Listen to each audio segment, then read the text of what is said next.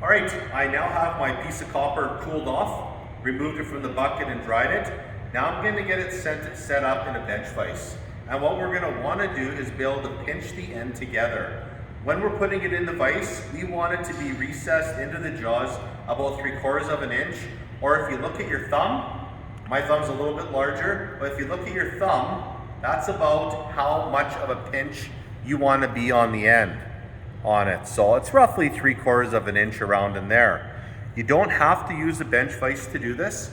You can use a set of pliers to pinch it, or a hammer on the table, mark the copper, hit it with the hammer. I find using a bench vise a lot easier. It makes a nice pinch in it so we can attach the keychain to it. So what I'm going to do, having it vertical, I'm going to insert it into the bench vise, and I'm going to have the bottom of my piece of copper tube to the bottom of the jaws.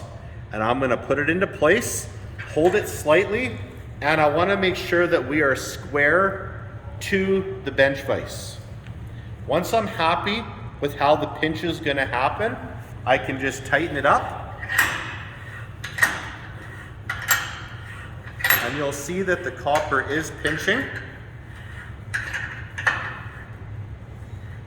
Once I get it closed up as tight as I can remove it, and I can examine the joint.